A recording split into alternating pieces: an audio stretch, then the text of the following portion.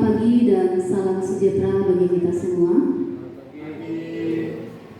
Pertama-tama marilah kita panjatkan puji dan syukur atas kehadiran Tuhan Yang Maha Esa, atas berkat dan rahmat yang kita dapat berkumpul di tempat ini untuk melakukan desiminasi tentang budaya positif. Yang saya hormati Bapak Danang Yudianto Wijaya selaku Kepala SMPK Cipta Katayang, yang saya hormati juga Bapak Ibu Guru SMPK Cipta Katayang. Di sini, adapun rangkaian acara kita pada pagi hari ini, yang pertama pembukaan, yang kedua sambutan dari Kepala SMPK Cipta Katayang, yang ketiga pemaparan materi, dan yang keempat adalah penutup. Untuk memulai kegiatan kita pada pagi hari ini, alangkah baiknya kita berdoa menurut agama dan kepercayaan kita masing-masing. Berdoa dipersilakan.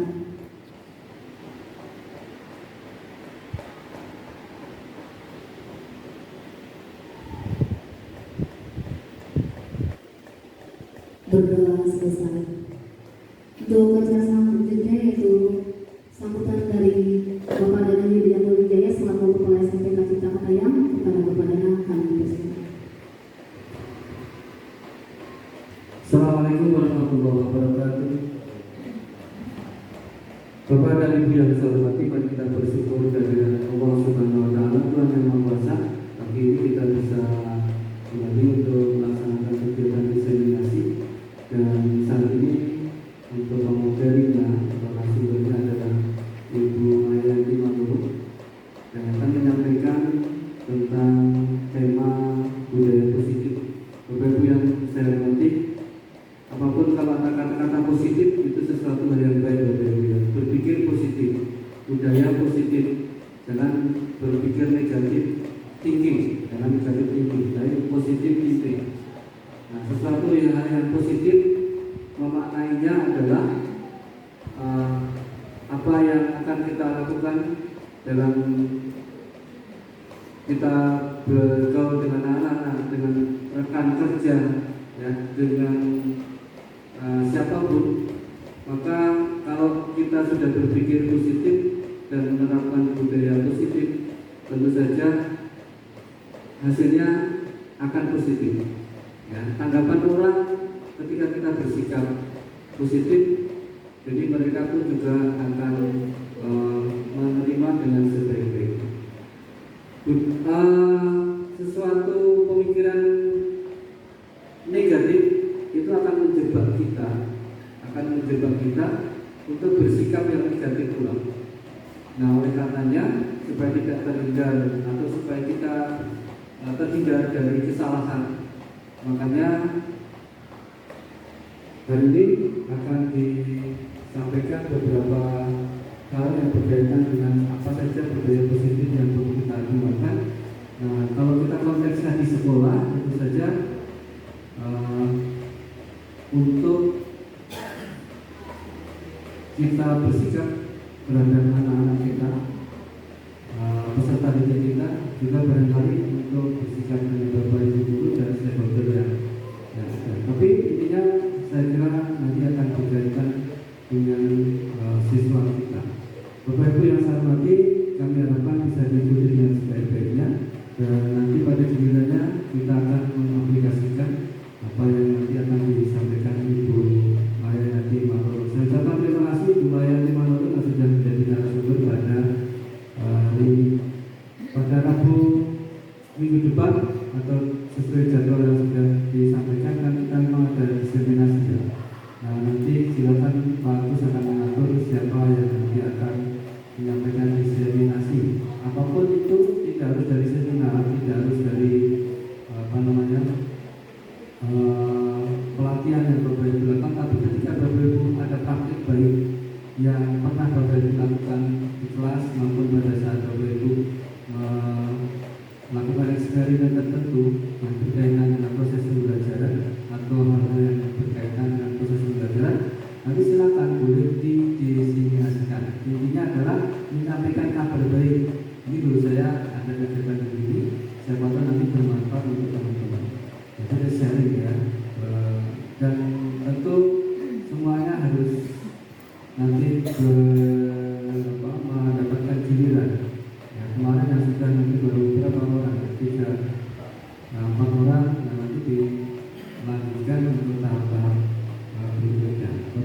usahakan untuk menambah kapasitas diri kita, menambah kualitas pengetahuan kita, keterampilan kita dan seterusnya melalui kegiatan-kegiatan yang bisa meningkatkan profesionalisme kita sebagai seorang guru. Terima kasih Bapak Ibu, selamat mengikuti kegiatan pada hari ini. Assalamualaikum warahmatullahi wabarakatuh. Terima kasih atas sambutannya.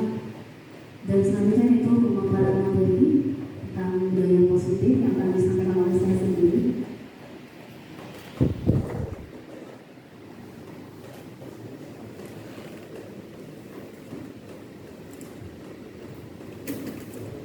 Sebelumnya saya izin ya Bapak Ibu, untuk pemaparan hari ini adalah sebagai tugas saya sebagai PDP Angkatan 10, di mana kami sudah menyelesaikan modul 1, yaitu dari modul 1.1 sampai modul 1.4, dan di sini tugas kami adalah disuruh untuk melakukan pengibaran desiminasi mengenai budaya positif untuk di sekolah. Makanya saya melakukan kegiatan ini dan saya berharap nanti apa yang saya sampaikan itu dapat bermanfaat bagi Bapak Ibu semua di sini. Untuk selanjutnya ada beberapa kesepakatan yang harus kita sepakati sebelum materi ini disampaikan. Yang pertama, senyapkan HP. Yang kedua, angkat tangan jika ingin bertanya atau menjawab. Yang ketiga, saling menghargai pendapat. Dan yang keempat, izin jika meninggalkan ruangan. Bagaimana Bapak Ibu, sepakatkah dengan hal ini? Sepakat ya Bapak Ibu ya? Oke, selanjutnya ada SDG dulu kita. Ini untuk melatih konsentrasi kita pada pagi hari ini. Bagi dulu ya, bagi dulu. Kita naik dulu bareng-bareng. Berdiri. Nah, tangannya di sini kedua-duanya ke atas. Ya, kedua-duanya ke atas. Kemudian nanti kalau saya suruh ke atas, terus ke depan, terus kalau ke samping, kedua-duanya ke samping ya Bapak Ibu ya. Oke, atas, depan, samping, putar lagu. Lambat. Ya, kita konsentrasi komentar lama ya. Oke, tangan ke atas, ke depan, ke samping, putar, pegang pinggang. Oh, lagi, sekali lagi. Tangan ke atas, ke depan, ke samping, putar, pegang pinggang. Oh, benar semua, konsentrasi berarti. Sekali kita bisa potong kita. Jadi kan kalau ini 5, berarti hanya berkali 1, 2, 3, 4, 5. Saya ini contoh bagus ya, ini bagus. Jadi harus pakai ya. Jadi ini salam dulu, terus sama gini, pokoknya 1 yang lain ini, boleh buka jadinya. Contoh, ini ada kalau 1 saya 2, nanti 1 kali 2 jawabannya. Jadi saya cepat. Nanti yang kalah di depan. Oke? Pasang di depan Pak, 3 kali ya. Nanti pasang masing-masing Bapak Ibu. Nanti pasang masing-masing. Apa? Jangan salah nanti. Penalian.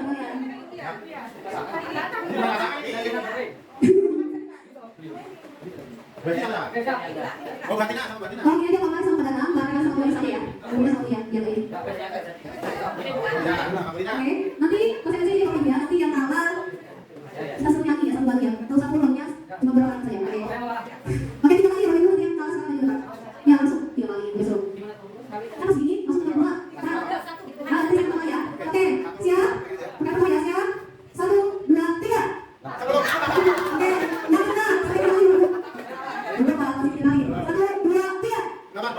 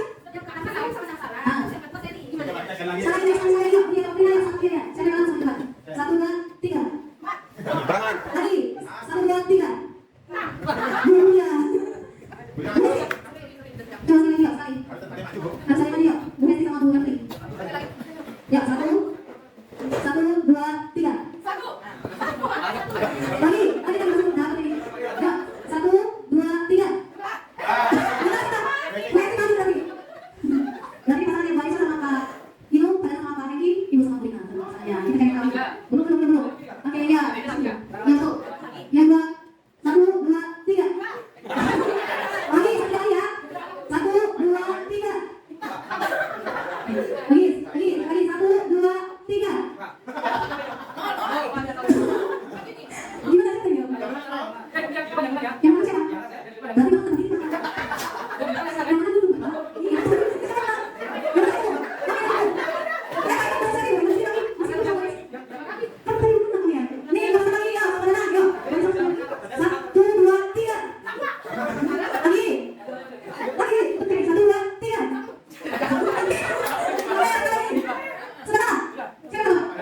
Oke, berarti pada mau balik santai lah, ini ya, bunyi. Bukan, enam dulu, yang lainnya Pak. Ya, begini Pak. Oke, 1, 2, 3. 1, 2, 3. Berarti kalian semua ikutan ya, ikut kita lagi. Silakan Pak. Oke, halo, ini kali. Boleh ya? Kalau itu ada tidak?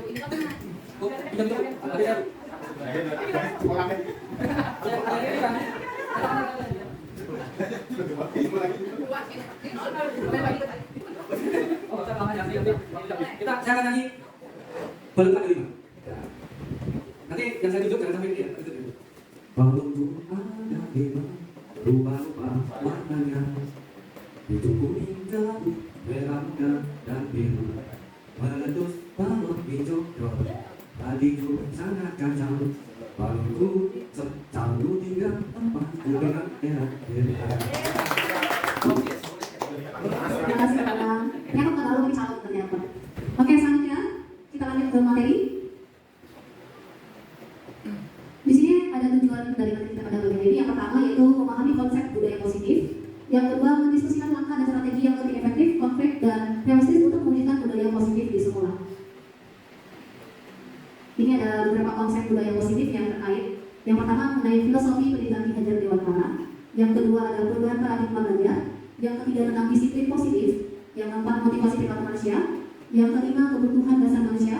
Yang keenam fungsi kontrol dan restitusi. Waktunya dipahami. Kemudian yang ketujuh keyakinan kelas dan yang ke-8 adalah segitiga restitusi. Ini kita mau mengenal ya Bapak Ibu tentang filosofi Ki Hajar Dewantara. Yang di sini dikatakan bahwa pendidikan itu sama dengan menuntun, ya. Jadi menuntun itu adalah segala kodrat yang ada pada anak, baik itu kodrat alam maupun kodrat zaman, agar mereka dapat mencapai suatu kebahagiaan yang setinggi-tingginya. Kemudian di sini juga ada trilogi pendidikan atau yang dikatakan dengan semboyan Ki Hajar Dewantara. Yang pertama ada Ingarso Sungtulodo, yaitu di depan memberi teladan. Kemudian ada Ingmadia Mangunkarso ya, ya, di tengah memberi bimbingan. Kemudian ada Tuduri Handayani ya, di belakang memberi dorongan. Pastinya kita kalau Tuduri Handayani sudah sering mendengar ya. Kemudian juga di sini ada dikatakan bahwa guru itu adalah sebagai petani. Ya. Kenapa katakan guru sebagai petani? Itu karena sekolah ini sebagai ladang. Ya, sekolah ini sebagai ladang. Kemudian guru itu hanya dapat mengupayakan lahan yang mendukung untuk benih dapat tumbuh dengan baik. Siapa benihnya? Yaitu siswa kita sendiri. Jadi sekolah ini ladang, kita hanya dapat menuntun supaya begitu dapat tumbuh, ya. Kemudian selanjutnya ada perubahan paradigma belajar. Ini ada 3, yaitu teori kontrol, makna disiplin, dan nilai kebajikan. Kalau untuk teori kontrolnya di sini kita hanya dapat mengontrol diri sendiri, ya. Itu pada teori kontrolnya. Kemudian untuk makna disiplin di sini yaitu bagaimana cara kita mengontrol diri dan bagaimana kita menguasai diri untuk memilih tindakan yang mengacu pada nilai-nilai yang kita hargai agar tercapai tujuan mulia yang diinginkan. Kemudian di sini nilai kebajikan yaitu sifat-sifat positif manusia yang merupakan tujuan mulia yang ingin dicapai setiap individu. Jadi sifat-sifat positif itu adalah sesuatu nilai kepribadian yang baik yang ada dalam diri kita ya.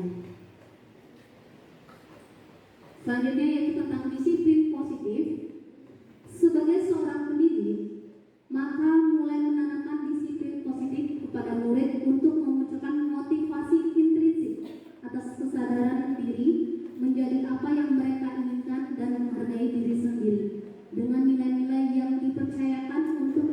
Tuhan yang mulia.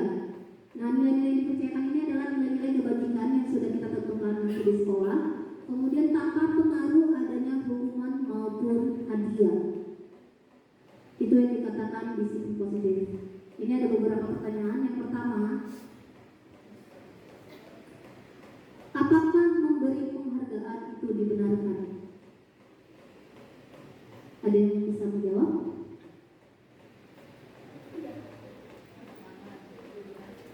Bu Rina? Iya.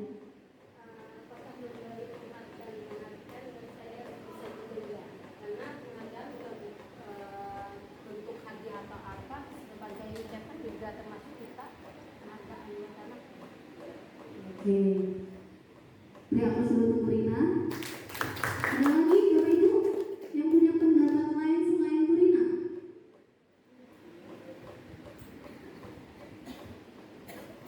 Ada yang Bapak Ibu? Pak Kris? Apakah memberi penghargaan itu dibenarkan? Ya, ada lagi Bapak Ibu? Kalau Pak Danang bagaimana Pak? Memberi penghargaan itu apakah dibenarkan Pak? Menurut Bapak? Dibenarkan. Oke, berarti jawaban Bu Rina sama Pak Danang, memberi penghargaan itu dibenarkan. Nah, di sini kami juga belajar tentang bagaimana memberi penghargaan. Ada beberapa dampak positif dan negatif dari memberi penghargaan ya Bapak Ibu.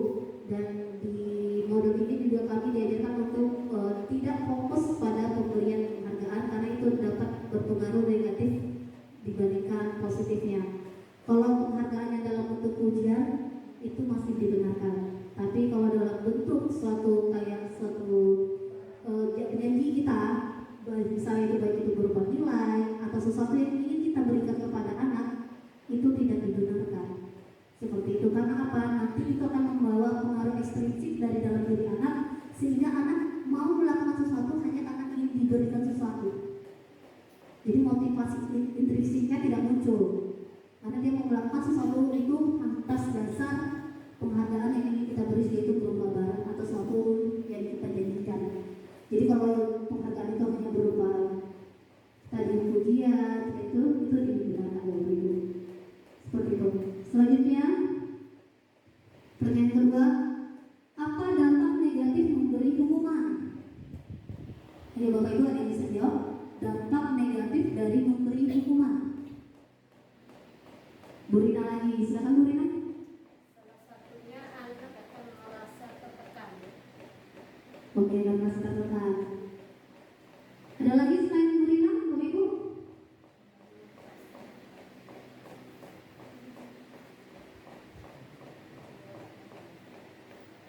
Ayo Bapak Ibu. Pak Inu, bagaimana Pak Inu?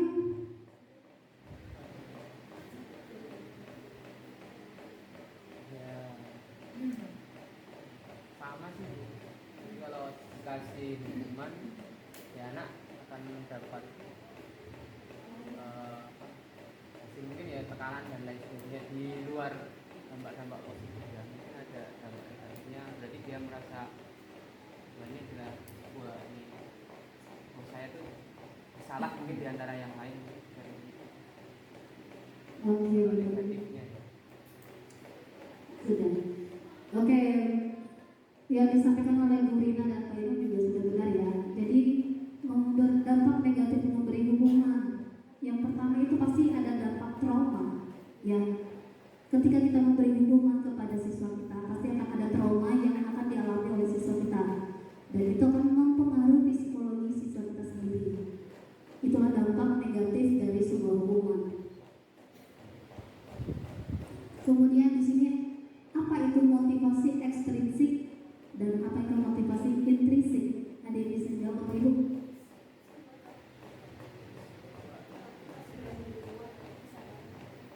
Ada yang bisa jawab Bapak Ibu? Silakan angkat tangan.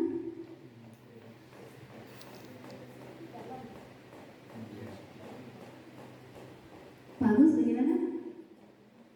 Saya kalau motivasi ekstrinsik itu salah satunya pemicunya adalah dari luar individu tersebut, misalnya ya iming-iming suatu penghargaan tadi, atau mungkin bisa jadi karena takut hukuman tadi.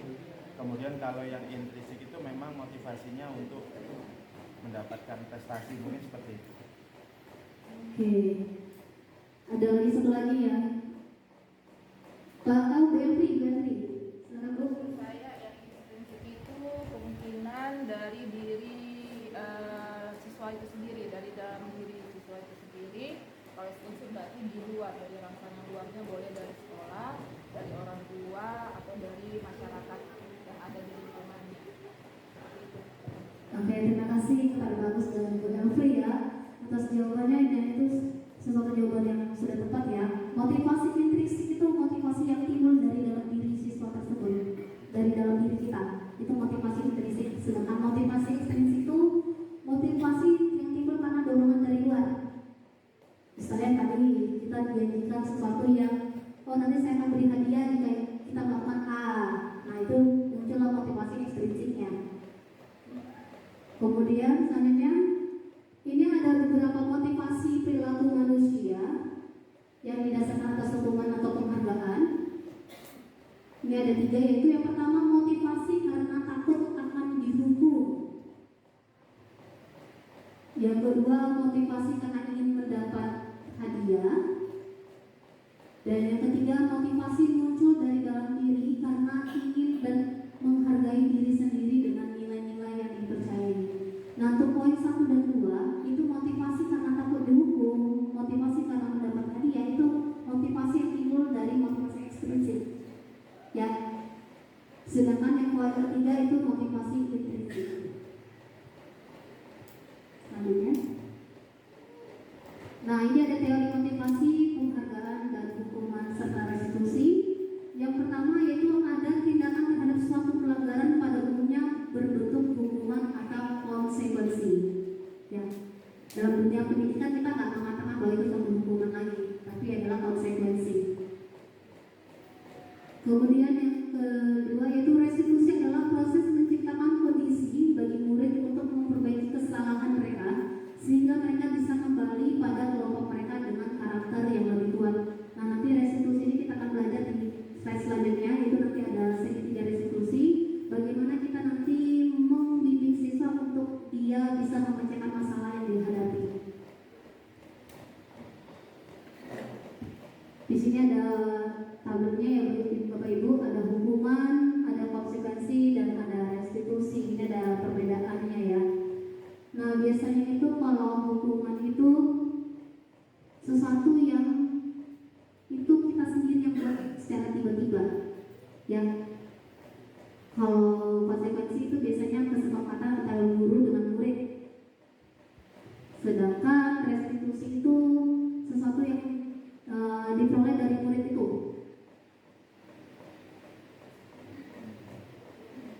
Nah di sini juga kita juga diberikan kalau hukuman ini tentang bagaimana anak itu dibawa untuk dia merasa bersalah dengan apa yang dia lakukan. Ya, sedangkan konsekuensi ini saat dia melakukan suatu kesalahan, dia tahu untuk konsekuensi yang dia terima setelah dia melakukan kesalahan itu. Karena apa? Sudah ada kesepakatan sebelumnya antara guru dengan siswa ketika melakukan suatu kesalahan apa yang akan dia terima, seperti itu. Sedangkan restitusi itu saat dia melakukan kesalahan, bukan kita yang memberikan konsekuensinya, tapi dia yang dari diri murid tersebut yang muncul apa yang harus dia lakukan untuk memperbaiki kesalahan dia sendiri. Itulah kalau restitusinya. Selanjutnya, nah ini yang dikatakan dihukum oleh penghargaan. Makanya di modul pada pendidikan PGP ini kami dilarang untuk memberikan penghargaan kepada murid selain penghargaan yang verbal tadi ya, pujian. Yang pertama itu ada pengaruh jangka pendek dan jangka panjang. Yang kedua ada penghargaan tidak efektif. Yang ketiga ada penghargaan mematikan kreativitas, dan yang keempat ada penghargaan menghukum. Di sini juga saya ada cari referensinya tentang 4 hal tersebut.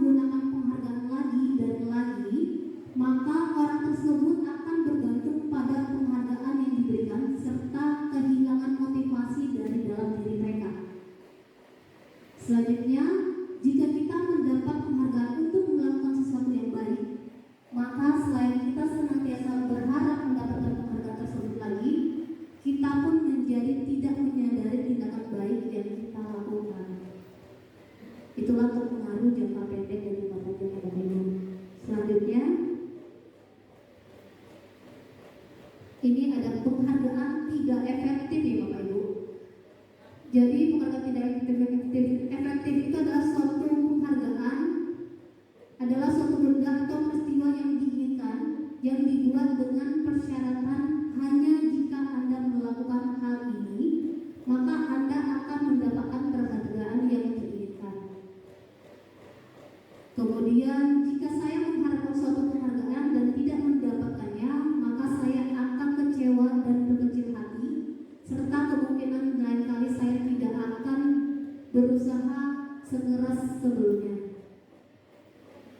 Selanjutnya, jika kita memberikan seseorang sesuatu penghargaan untuk melakukan sesuatu, maka kita harus terus-menerus memberikan penghargaan itu. Jika kita ingin orang tersebut meneruskan perilaku yang kita inginkan.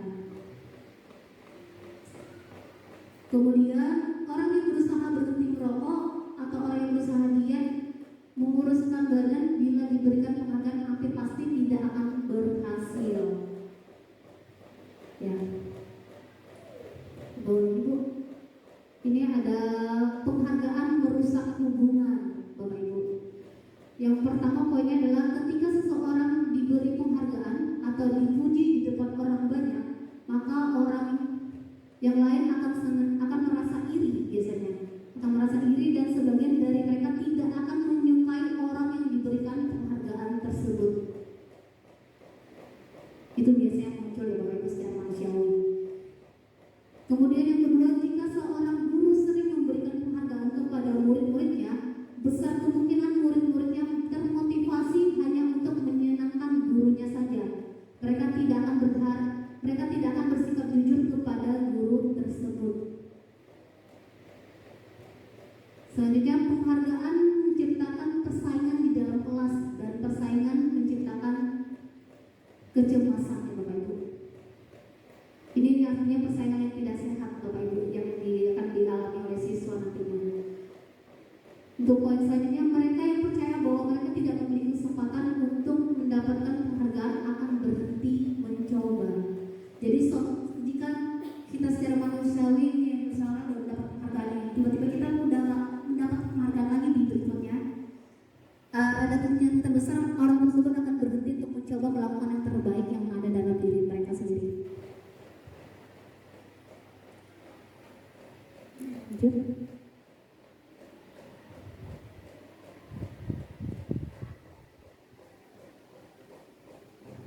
Kemudian yang ini yang terakhir, penghargaan itu menghukum. Jadi penghargaan ini menghukum mereka yang tidak mendapatkan penghargaan. Misalnya dalam sistem ranking, mereka mendapatkan ranking kedua akan merasa paling dihukum karena kalah bersaing. Karena biasanya kan yang ranking pertama lebih dipuji daripada ranking yang kedua atau yang ketiga. Kemudian memberikan penghargaan dan hukuman adalah hal yang sama karena keduanya mencoba mengendalikan perilaku seseorang. Saat kita memberikan hukuman, saat kita memberikan penghargaan, kita yang mengontrol perilaku seseorang tersebut. Kemudian karena orang pada dasarnya tidak suka dikendalikan dalam jangka waktu lama, penghargaan akan terlihat sebagai hukuman. Nah, sini kita mau belajar tentang restitusi Bapak Ibu. Restitusi adalah proses kolaboratif yang mengajarkan murid untuk mencari solusi untuk masalah mereka dan membantu murid berpikir tentang orang seperti apa yang mereka inginkan ke depannya dan bagaimana mereka harus memperlakukan orang lain. Nah, restitusi ini juga membantu murid menjadi lebih memiliki tujuan, disiplin positif, dan memulihkan dirinya setelah mereka berbuat salah. Ketika murid berbuat salah, guru akan menanggapi dengan mengajak murid berdiskusi tentang apa yang dapat mereka lakukan untuk memperbaiki kesalahan mereka. Jadi restitusi ini lebih cenderung ketika anak melakukan suatu kesalahan, kita mengajak mereka untuk berdiskusi, membuat mereka menyadari atas kesalahan mereka, kemudian kita mengajak murid tersebut untuk mencari solusi agar mereka bisa memperbaiki diri mereka dari kesalahan yang sudah mereka perbuat. Ini ada keyakinan kelas atau keyakinan sekolah. Keyakinan kelas atau sekolah merupakan pernyataan-pernyataan universal yang berisi nilai-nilai kebajikan yang diyakini dan disepakati bersama antara murid, guru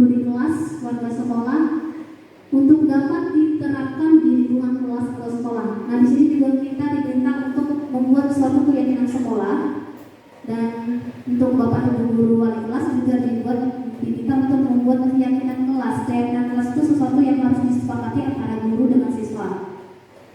Sedangkan keyakinan sekolah adalah keyakinan yang disepakati oleh seluruh warga sekolah. Jadi ketika anak melakukan suatu kesalahan misalnya di kelas, berarti kita ingatkan kembali tentang keyakinan kelas yang sudah kita buat atau sepakati. Sedangkan anak kalau melakukan suatu pelanggaran secara umum, berarti ketika kita mengajak dia diskusi, kita harus ingatkan kembali tentang keyakinan sekolah yang sudah kita sepakati bersama, agar dia mengetahui keyakinan apa yang sudah dia langgar dengan perbuatan yang atau kesalahan yang sudah dia lakukan. Seperti itu Bapak Ibu. Nah, ini nilai tentang keyakinan kelas, nilai-nilai kebajikan universal yang disepakati secara tersirat dan tersurat, lepas dari latar belakang suku, agama, negara, bahasa ada ya, Bapak Ibu. Dan di sini ada pernyataan keyakinan kelas yang senantiasa dibuat dalam bentuk positif. Kemudian semua warga kelas hendaknya ikut berkontribusi dalam pembuatan keyakinan kelas lewat kegiatan curah pendapat. Jadi kalau kita membuat suatu keyakinan kelas, kita tanya dulu pendapat anak-anak. Anak-anak yang hari ini kita membuat keyakinan kelas, kira-kira keyakinan kelas apa yang mau kita buat. Jadi kita mendengarkan pendapat anak dulu. Setelah mendengarkan pendapat anak, baru kita teliti kembali mana yang mau kita sepakati bersama dari sekian pendapat yang sudah diberikan oleh anak-anak didik kita, seperti itu Bapak Ibu. Kemudian keyakinan kelas sebaiknya sesuatu yang dapat diterapkan di lingkungan tersebut ya Bapak Ibu.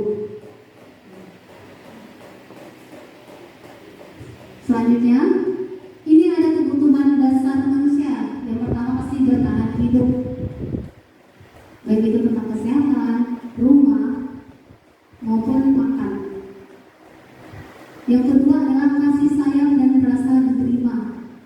Setiap orang juga pasti menginginkan suatu rasa kasih sayang atau rasa diterima oleh siapapun. Kemudian yang ketiga adalah penguasaan, yaitu dibutuhkan adalah pengakuan ya, dibutuhkan pengakuan atas kemampuan yang dia miliki.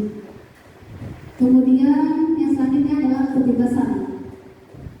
Ya, setiap manusia pasti membutuhkan yang namanya kebebasan, baik itu kebebasan pilihan, baik itu kebebasan pendapat dan kebebasan lainnya. Kemudian yang selanjutnya adalah kesenangan. Kesenangan itu sesuatu yang membuat kita merasa senang. Inilah 5 dasar kebutuhan manusia yang akan kita pelajari. Kemudian ini posisi kontrarestitusi. Ya, ini biasanya diterapkan oleh guru nih.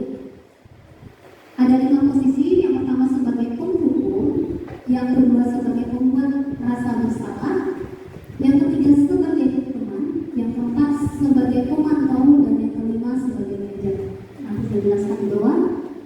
Nah ini Bapak Ibu, sebagai penghukum, ya, guru yang mengambil posisi ini cenderung menggunakan hukuman fisik atau verbal, ya. Mereka sering mengancam dan menekan murid dengan pernyataan seperti patuhi aturan saya atau patuhi aturan sekolah. Awas kalau tidak melakukan hal ini. Awas kalau melakukan hal itu lagi, seperti itu ya, kalimat seperti itu. Sikap ini dapat membuat murid merasa marah dan mungkin akan bersifat agresif ya. Yang kedua, pembuat merasa bersalah. Guru yang mengambil posisi ini berbicara dengan lembut tetapi mencoba membuat murid merasa bersalah. Mereka mungkin berkata, ibu sangat kecewa sekali dengan kamu. Murid yang berada di bawah kendali pembuat merasa bersalah akan merasa rendah diri dan tidak berharga. Selanjutnya ini adalah posisi tentang sebagai teman ya. Guru yang mengambil posisi teman mencoba mempengaruhi murid dengan cara positif atau negatif. Mereka mungkin mencoba untuk menjadi teman yang baik bagi murid dan mengatakan, ayolah bantulah bapak ya, ayolah bantulah ibu. Namun hal ini dapat membuat murid tergantung pada guru tertentu dan tidak mandiri akhirnya. Kemudian posisi yang keempat yaitu sebagai pemantau. Posisi ini melibatkan pengawasan atau penerapan aturan. Guru mengambil posisi pemantau dan akan menggunakan konsekuensi dan catatan untuk mengendalikan perilaku murid.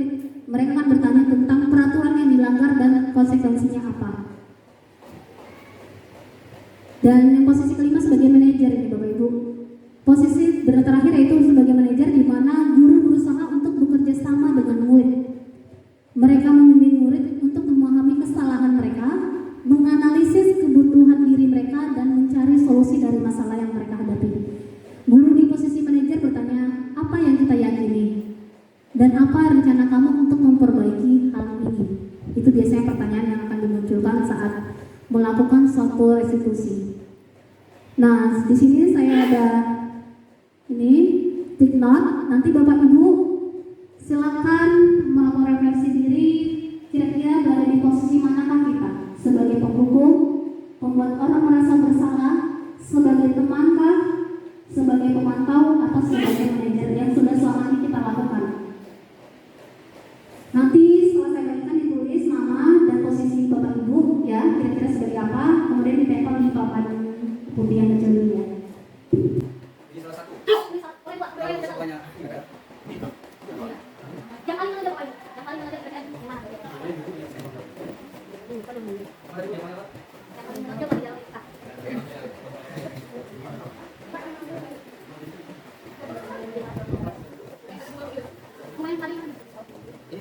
Tidak, sebenarnya posisi Anda sebagai apa?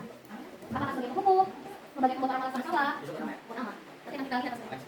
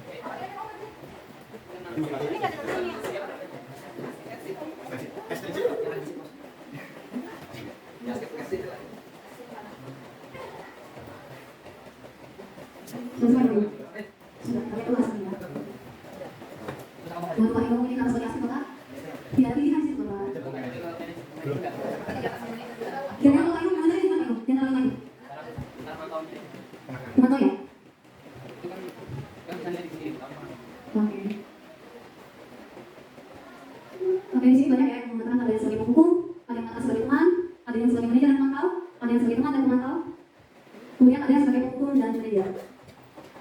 Semoga nanti yang sebagai penghukum kita bisa memperbaiki diri kita semua lagi untuk kita berikan yang lebih baik dari posisi sebelumnya. Nah, tujuan dari akhir konsep 5 posisi kontrol tersebut adalah agar guru bisa bersikap sebagai manajer ya Bapak Ibu dalam menumbuhkan disiplin positif peserta didik, di mana mereka menjadi mandiri, bertanggung jawab, dan mampu mengelola perilaku mereka sendiri. Dalam praktiknya, guru mungkin akan mengambil beberapa posisi berbeda tergantung pada situasi. Tetapi yang paling diinginkan adalah mencapai posisi kontrol yang ideal, yaitu sebagai manajer, untuk menciptakan lingkungan belajar yang positif dan mendukung perkembangan murid di Bapak Ibu. Nah, di sini kita akan nonton ya tentang 5 posisi kontrol ini. Silakan disimak Bapak Ibu.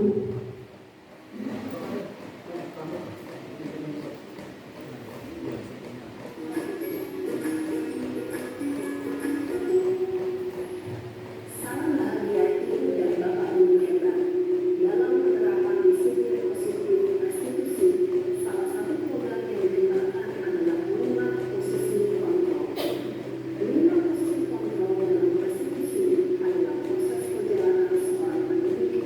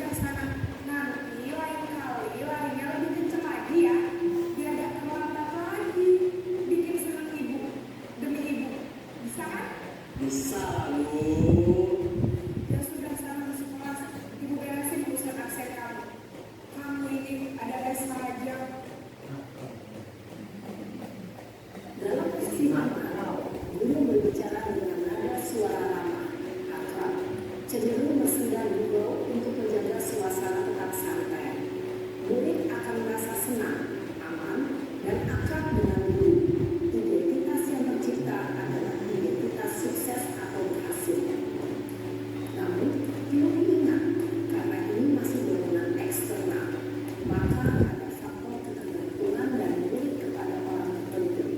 Di sini guru absennya, sehingga di lain waktu murid bisa berperilaku baik, namun hanya kepada orang-orang tertentu saja.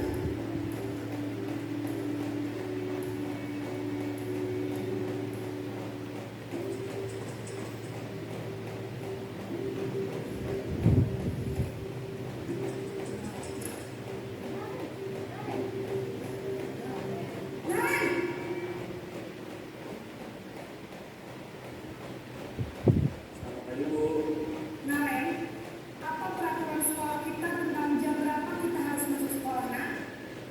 Kita harus di sekolah jam 7 Bu. Iya betul, sekarang sudah jam 7.20. Naren sudah tahu konsekuensinya jika terlambat hadir.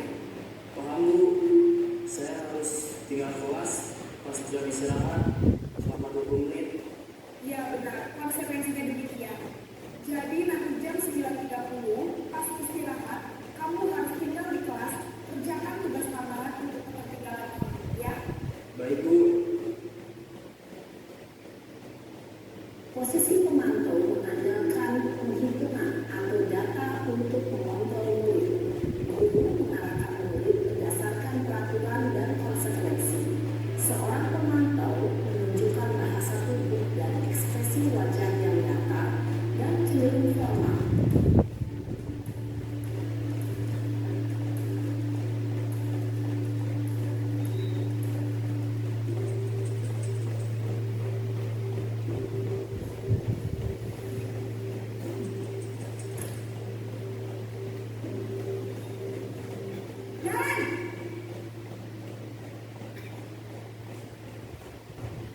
Selamat pagi Bu.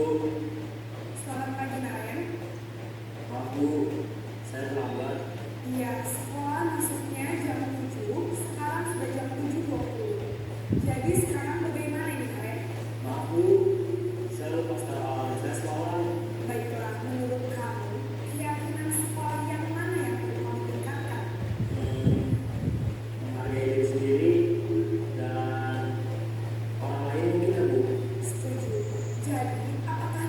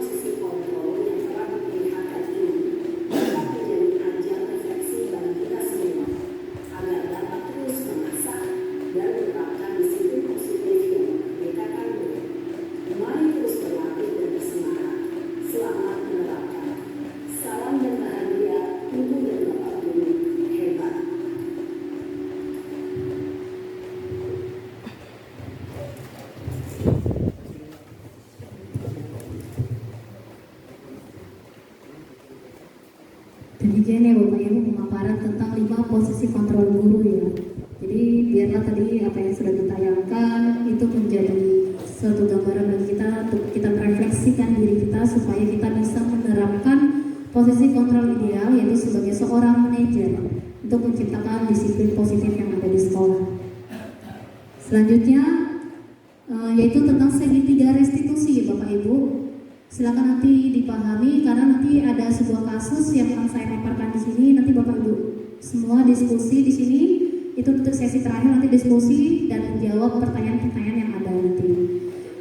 Ini ada segitiga restitusi. Tahapan segitiga restitusi ini ada 3. Yang pertama menstabilkan identitas, yang kedua validasi tindakan yang salah, dan yang ketiga menanyakan keyakinan.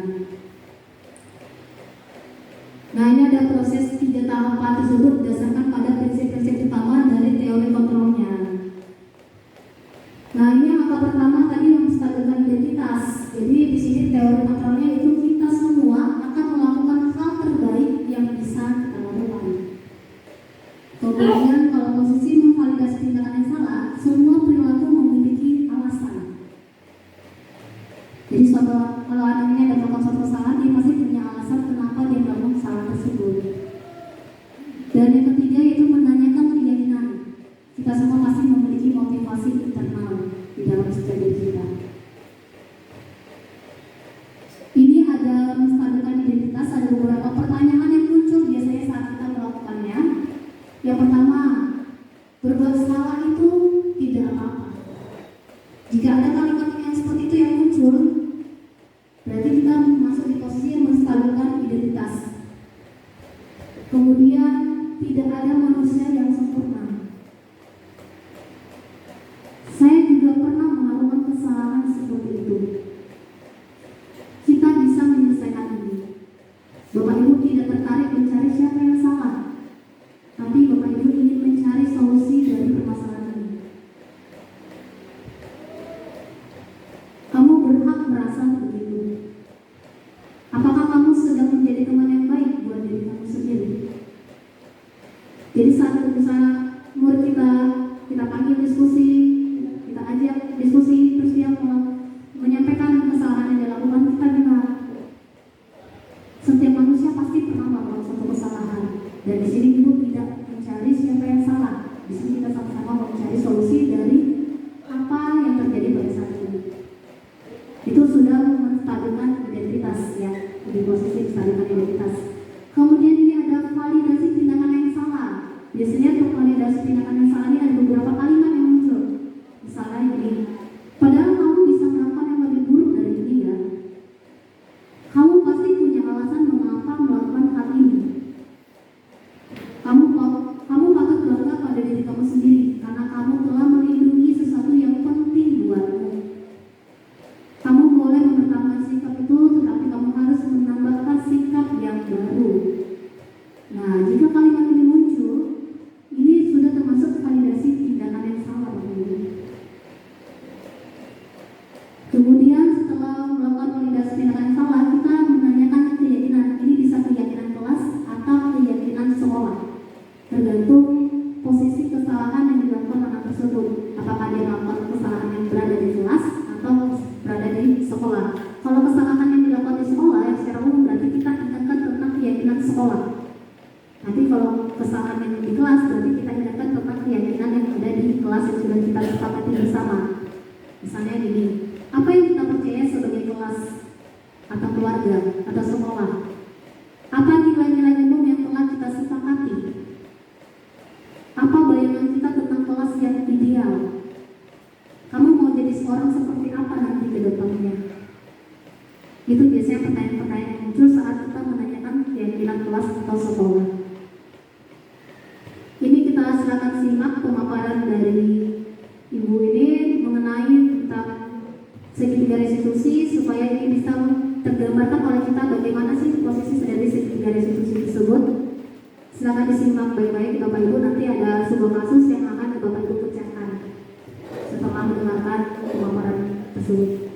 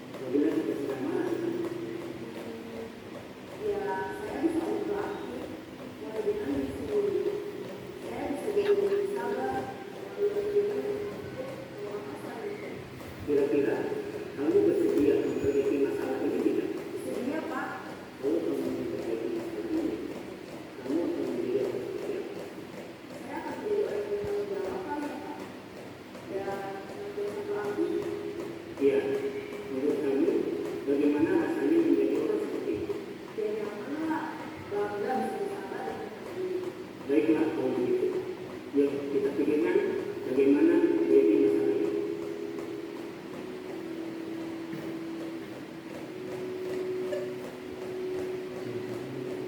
Ini adalah guru hebat. Baru saja kita menyaksikan bagaimana seorang guru berada dalam posisi manajer menggunakan penerapan segitiga restitusi. Mari kita bahas satu. Pada sisi pertama, menstabilkan identitas berdasarkan pada prinsip bahwa membuat kesalahan adalah bagian dari proses pembelajaran.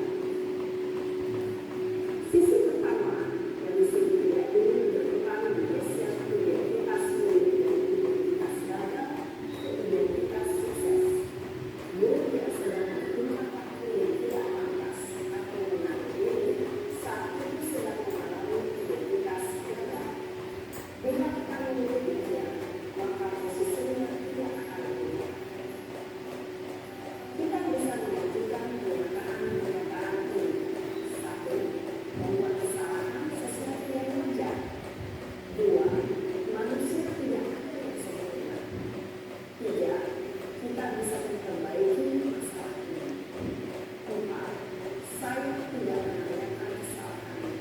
Saya lebih fokus bagaimana memperbaiki masalah ini. Lima, apakah saat ini kamu pernah menjadi orang yang baik untuk dirimu sendiri? Pada sisi kedua, validasi tindakan bersalah berlandaskan pada prinsip bahwa setiap perilaku berupaya memiliki suatu kepentingan tertentu.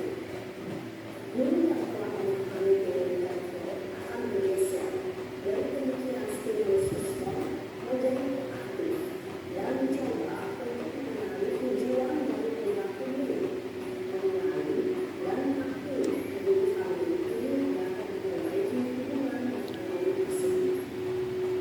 Pernyataan atau pertanyaan bisa disampaikan dengan suara tidak menghakimi atau menunjukkan, sehingga dapat mengendalikan diri pada posisi positif. Satu, kamu bisa saja bertindak lebih dekat belakang dan benar. Dua, kamu bukan melakukannya tanpa suatu alasan tertentu. Tiga, kamu melakukannya karena mempertahankan sesuatu yang mungkin. Empat, mungkin kamu bisa mempelajari suatu perilaku baru yang lebih efektif. Bersediakah kamu mempelajarinya?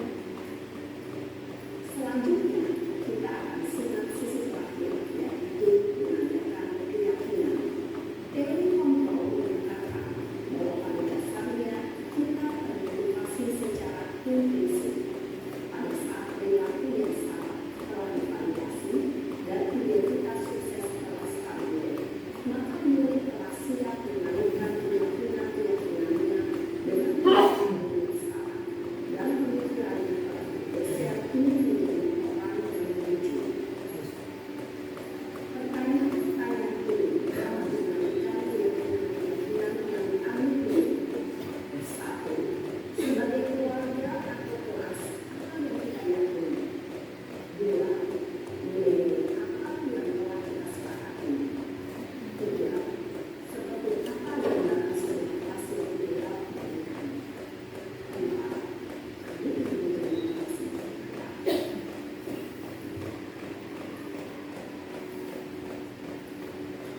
Dalam menerapkan segitiga restitusi, perlu memperhatikan beberapa hal.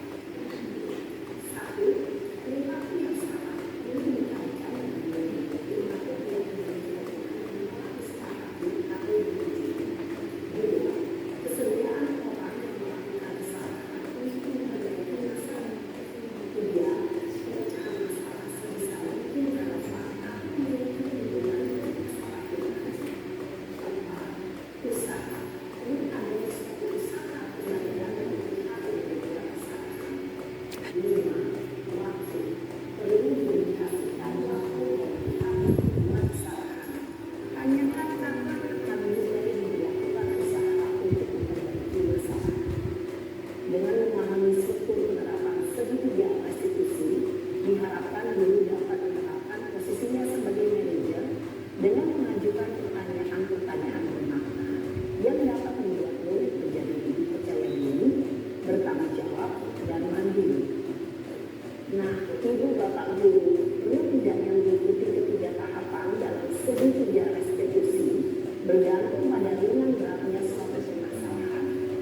Misalnya, bila permasalahan tersebut ringan, maka tidak perlu dijalankan secara berturut.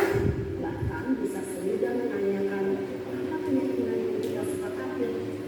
Dengan menjalankan studi pidana eksekusi, dengan mengajukan pertanyaan-pertanyaan bermakna, diharapkan dengan menjadi kuat secara pribadi dapat membuka wawasan hidup agar dapat menyelesaikan permasalahan sendiri, semakin percaya diri, mandiri, dan merdeka. Salam berbahagia, Ibu Bapak Guru hebat.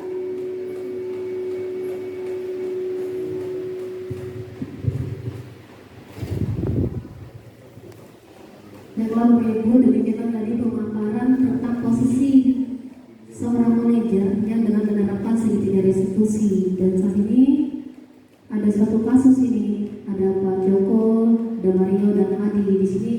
Siswanya ini sedang belajar di kantin ya Bapak Ibu, sedang melakukan makanan di kantin. Dan itu kena sama gurunya, yaitu Bu Dina. Dan di sini Pak Joko sedang melakukan percakapan ini dengan siswanya. Saya kirim Bapak Ibu untuk tes percakapannya.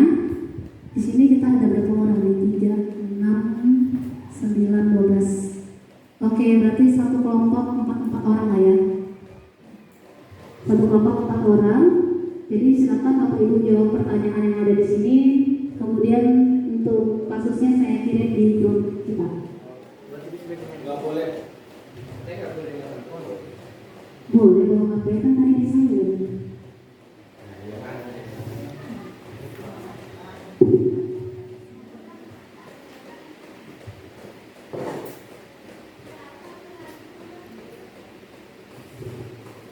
Nanti perwakilan dari kelompok ya Bapak Ibu nanti akan menjawab pertanyaan tersebut di depan ini ya untuk mempresentasikan hasilnya. Langsung ke pertanyaannya saja Bu. Untuk kasusnya sudah saya kirim di grup BTK. Silakan Bapak Ibu untuk 4 kelompok. Bebas silakan. Satu kelompok 4 orang ya Bapak Ibu. Jadi ini ada 12 orang terbentuklah 3 kelompok nanti.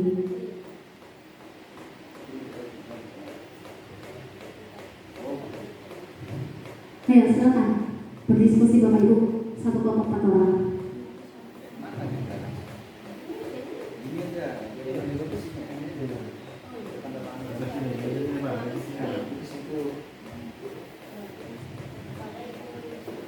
Gimana ini kelompoknya? Berarti yang ini dapat ya. Berarti Bu Lina, Bu Ria, Bu Anissa sama Pak Renaldi. Kemudian kelompok yang ketiga Bu Maria, Bu Elvi, Pak Dana sama Pak Faris. Silakan ya Bapak Ibu dijawab 4 pertanyaan ini berdasarkan kasus yang sudah saya kirim di grup BTK.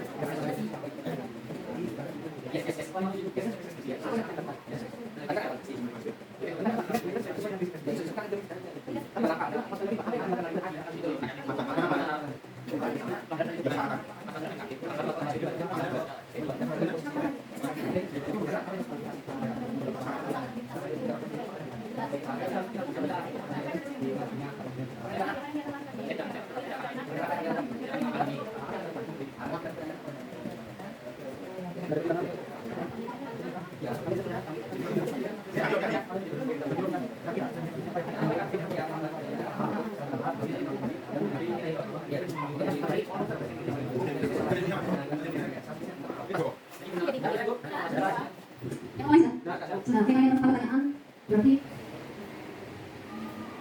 ini ada berapa kelompok 3 ya? Oke.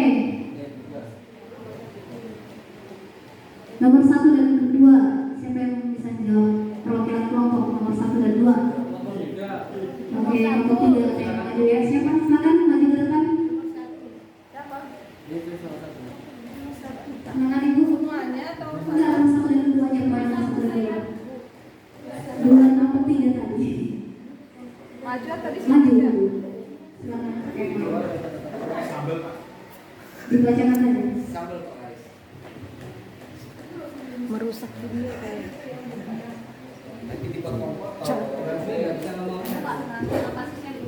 Ini kacamatanya nggak dipakai kayak ibu tadi? Diana tadi loh. Mirip kan? Rambutnya.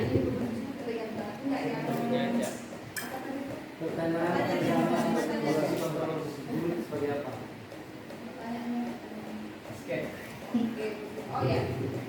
Oke, kami dari kelompok ketiga akan menjawab nomor 1. Dari 5 posisi kontrol, posisi mana yang diperhatikan oleh guru yang ada di kasus tadi, yaitu posisi manajer. Nah, karena tadi manajer itu kita ketahui tadi adalah posisi yang ideal yang akan dilakukan oleh guru kepada peserta didik supaya anak didik kita itu lebih mandiri ya, itu tadi tujuannya. Itu pendapat dari kelompok kami. Sekian dan terima kasih. Manajer cerita ya. Kebetulan. Oke, untuk nomor 2 tadi kebutuhan ada tadi yang sudah ditampilkan oleh Bu Maya yang kami sepakati di sini diskusi kami adalah kebutuhan kesenangan. Yang terakhir tadi yang nomor 5 itu ya sepertinya. Oke, yang lanjut. Enggak semuanya aja.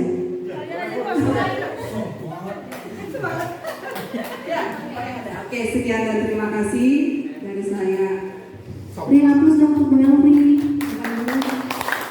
Oke, nomor 1 sudah benar ya. Di situ posisinya adalah posisi sebagai manajer ya, karena di situ si Bapak siapa sih namanya ini? Pak Joko ini ya, dia kan mencari solusi ya dari permasalahan yang dialami oleh si Mario dan Adi. Kemudian yang nomor 2, kebutuhan apa yang dipenuhi oleh Mario dan Adi? Pasti kesenangan. Karena dia senang melempar makanan itu.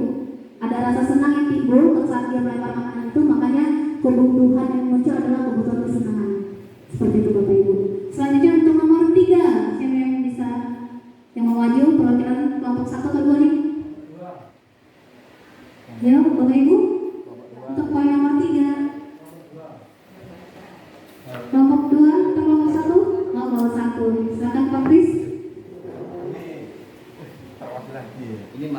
KRI warna hitam. Pernah alami. Ini jadi siapa ini? Bukan. Baik, kami perwakilan dari nomor 1 ingin menjawab pertanyaan nomor 3 apa yang dikatakan guru dalam tahap menstabilkan identitas validasi tindakan yang salah dan menanyakan keyakinan berdasarkan segi 3 restitusi. Kami mendapatkan kata-katanya itu untuk tahap pertama menstabilkan identitas berada di dialog pertama. Kembali ke atasnya lagi. Pertama, lembar pertama. Itu Salah. Nah, sepertinya. Nah, untuk menanyakan identitas itu sepertinya kalian dalam masalah ya. Ada yang bisa bantu apa yang terjadi itu terdapat di kalimat itu. Kemudian untuk validasi tindakan yang salah berada di dialog ke-3, 9, dan 11. Untuk memvalidasi tindakan yang salah, kalian main lempar-lemparan berdasarkan penjelasan mereka di dialog kedua. Pak Joko memvalidasi tindakan mereka yang salah dengan kata kalian main lempar-lemparan makanan nanti kena wajah Ibu Dina ketika beliau sedang lewat. Nah itu validasi tindakan mereka. Kemudian dialog ke-9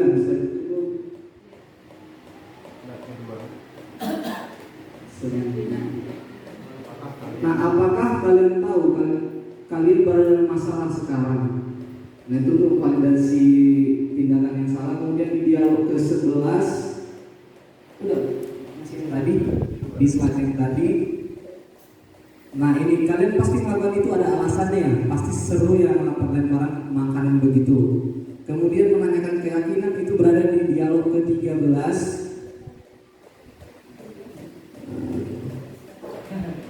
Menanyakan keyakinan, nah ini udah jelas-jelas Pak Joko berkata sekarang mari kita bicara tentang keyakinan kelas dan keyakinan sekolah kita, apa yang kita percaya dan mana yang kalian belum tunjukkan. Begitu mungkin hasil diskusi dari kelompok 1 mengenai tahapan-tahapan segi 3 restitusi. Terima kasih.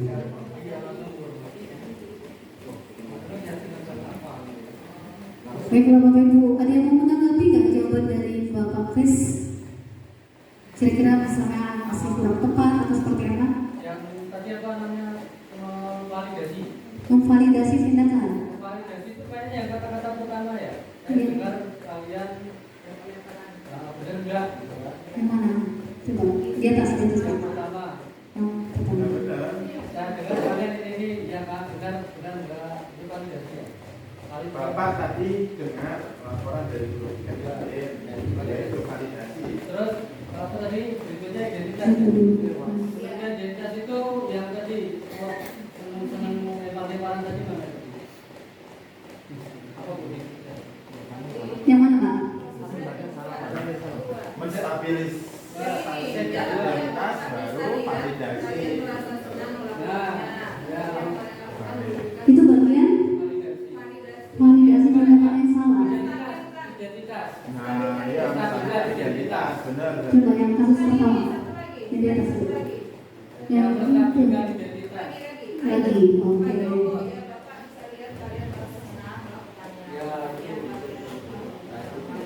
Itu validasi. Identitas itu identitas. Menstabilkan identitas.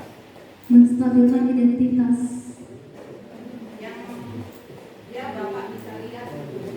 Oke, baiklah Bapak. Di sini bukan untuk mencari siapa yang salah, ini tuh Pak. Di bawahnya. Kalian pasti melakukan. Ya, Bapak bisa lihat. Oh ya. Tetapi yang ada lakukan itu validasi. Tidak Pak. Untuk menstabilkan identitas ini itu lebih ke Pak Joko yang pertama. Baiklah, Bapak di sini bukan untuk mencari siapa yang salah. Itu menstabilkan identitas. Bukan yang kuncinya tuh ya Bapak bisa lihat kalian merasa senang melakukannya. Bukan yang bawahnya, bukan tetapinya ya. Itu sudah ke nanti ke validasi tindakan Pak. Kita udah mau fokus ke validasi tindakan sudah bagian situ. Iya. Jadi nanti yang menstabilkan identitas itu baiklah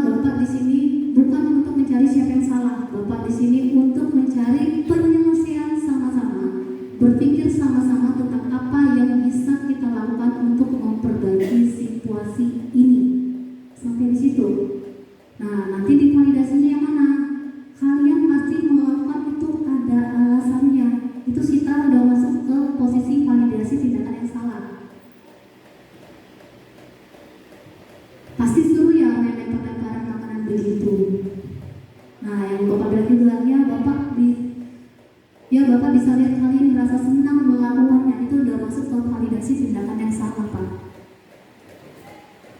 Seperti itu. Kemudian untuk keyakinan kelasnya yang terakhir, ini lagi-lagi yang terakhir.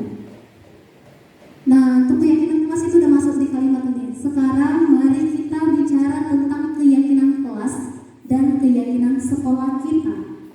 Apa yang kita dapat percaya? Yang mana yang kalian belum tunjukkan? Itu sudah masuk ke tentang keyakinan, menanyakan suatu keyakinan. Seperti itu, Bapak Ibu. Selanjutnya yang terakhir untuk poin yang keempat, Bapak Ibu, kelompok 2 belum hadir perwakilan kelompok 2 untuk menjawab poin nomor 4. Siapa nih, Pak Renaldi? Oke, silakan Pak.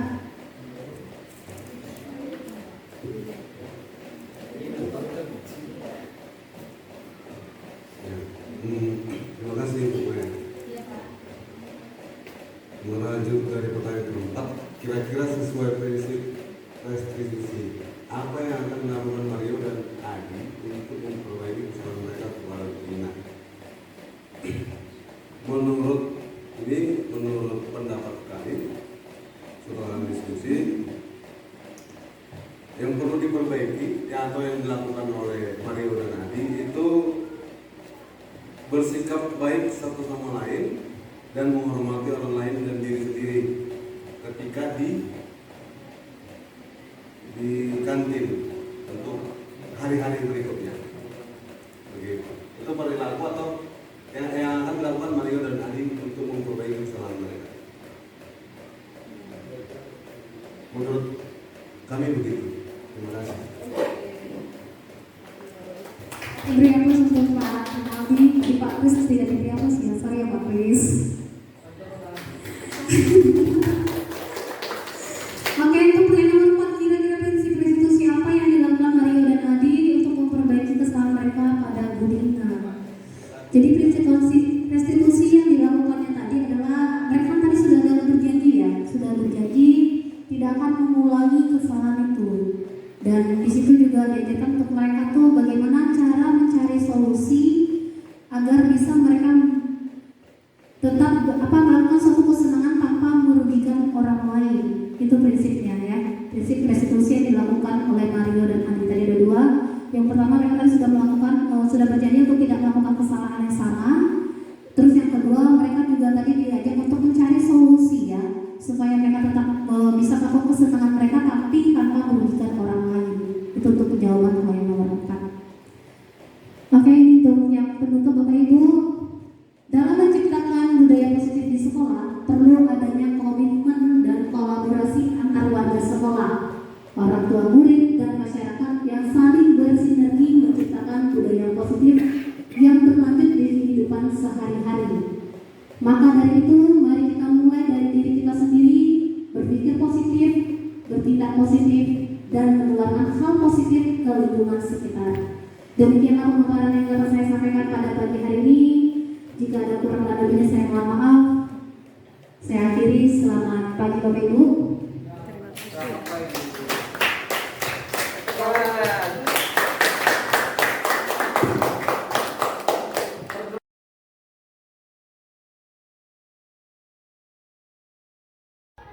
Perkenalkan, nama saya Yusnida Nenggolan. Saya guru di SMP Eka Cipta Katayang yang dapat saya terima dari diseminasi yang dibawakan oleh Bu Maya Manurung. Yang pertama yaitu mengenai tentang 5 posisi kontrol guru. Yang kedua yaitu mengenai tentang segitiga restitusi. Semoga apa yang diterapkan oleh Bu Maya, yang telah disampaikan oleh Bu Maya dapat kami terapkan di sekolah kami. Terima kasih. Terima kasih. Perkenalkan, nama saya Rinaldi Sibagariang. Saya guru SMP Cipta Katayang.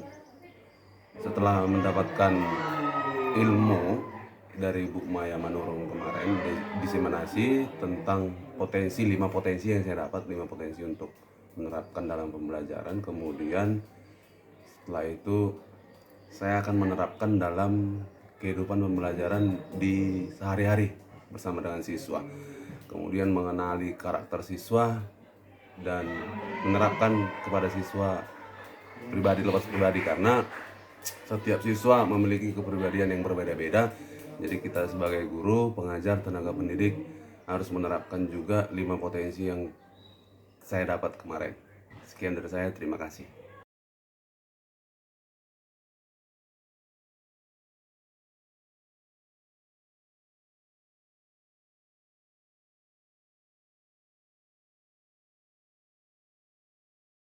Jadi siap.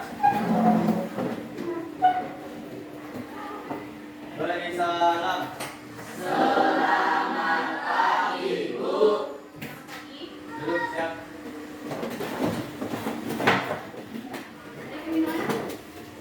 Mari teman-teman, sebelum memulai pembelajaran tentang hari ini, langkah baiknya kita berdoa sesuai agama dan keyakinan masing-masing. Berdoa dimulai.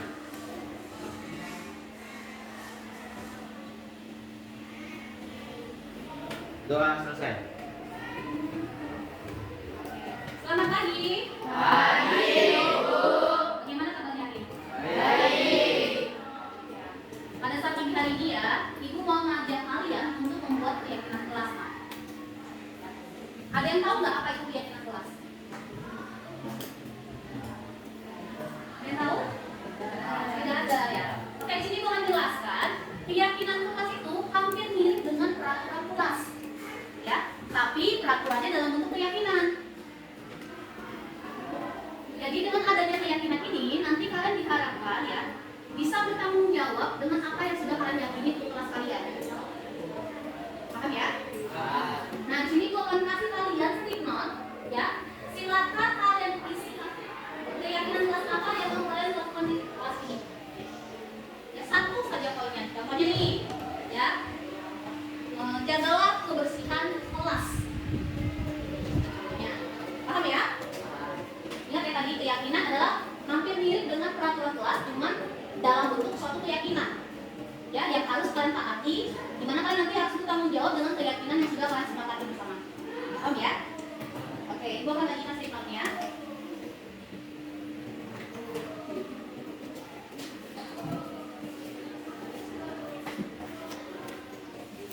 Silakan ditulis ya namanya sama keyakinan apa yang mau kalian tulis.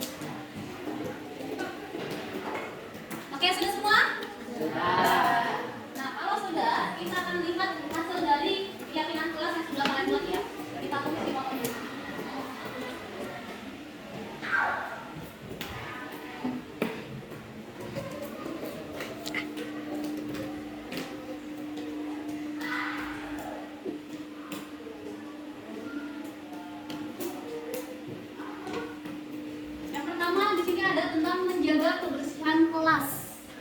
Ya. Mau dipakai atau tidak? Ya. Pakai ya? Pakai.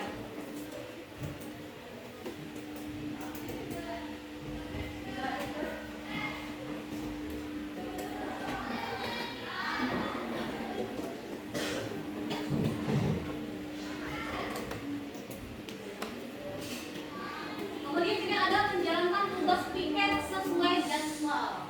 Itu termasuk menjaga persen kelas tidak? Ya, karena termasuk menjaga persen kelas berarti 1 poin saja. Ya, karena tujuannya sama kan untuk kebersihan kelas. Kemudian tidak boleh gaduh di kelas di saat pelajaran.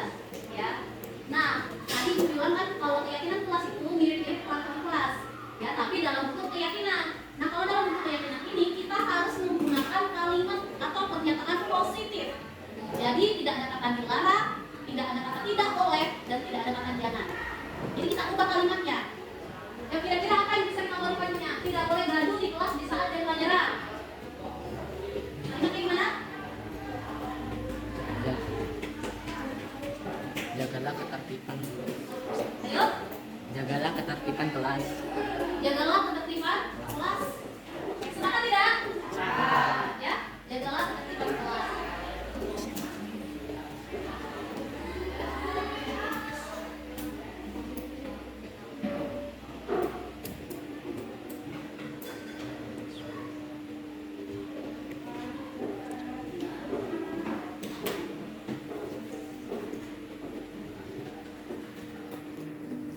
Kemudian yang selanjutnya,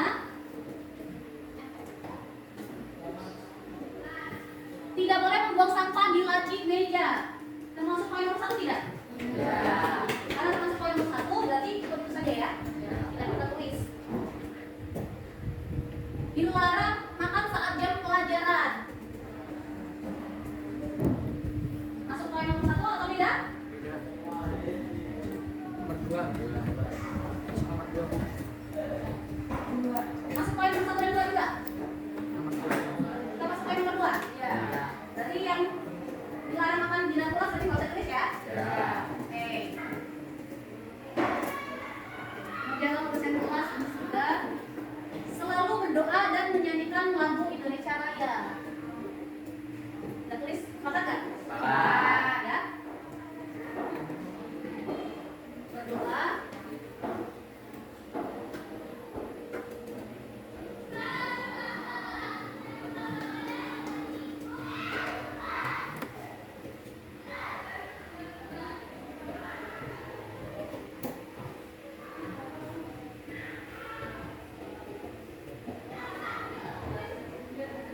Kemudian lebih menjaga kebersihan kelas agar lebih enak dipandang. Sudah ada poinnya di sini? Sudah, berarti usah tulis ya. Selalu melaksanakan piket kelas, termasuk juga ya, sudah. Tidak boleh makan tadi sudah.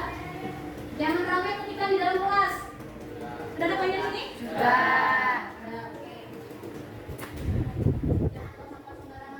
Nah, ada jangan buang sampah sembarangan. Kalimatnya apa? Mau kita buat? Buanglah sampah pada tempatnya. Buanglah sampah pada tempatnya, Bu.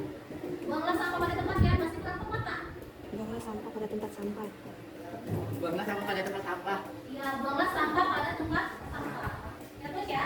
Apa?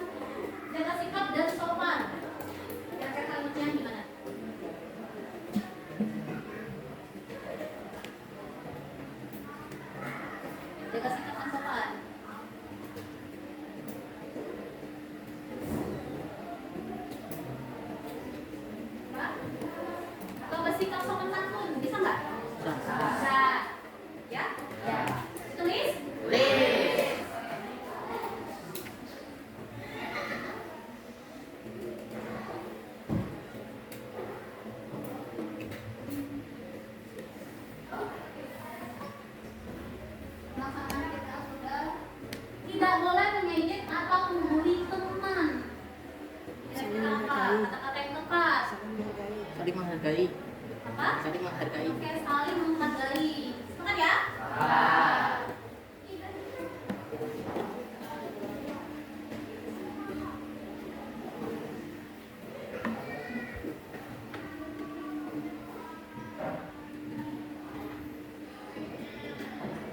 Tidak berisik saat jam pembelajaran. Masuk poin nomor 6 nggak? Ya. Dua. Atau kita bikin poin baru? Tidak berisik pada saat jam pembelajaran. Yuk. Tulis fokus saat jam pembelajaran dimulai. Gimana? Sekolah tidak? Katakan.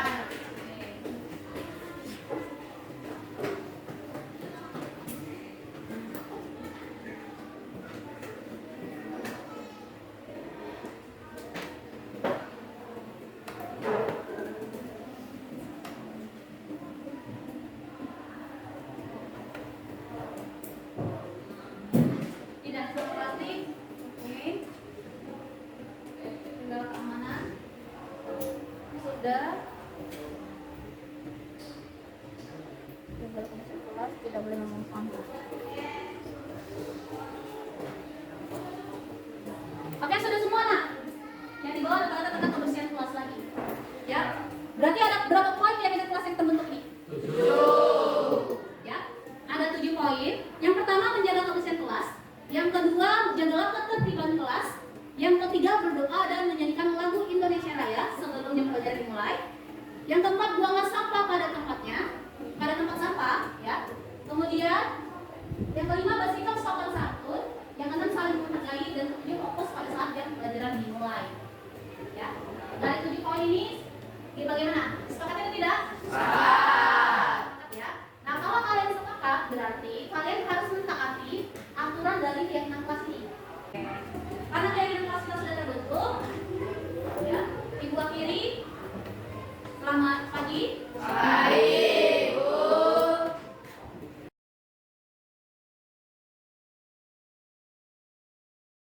Perkenalkan, nama saya Arvin Dinata.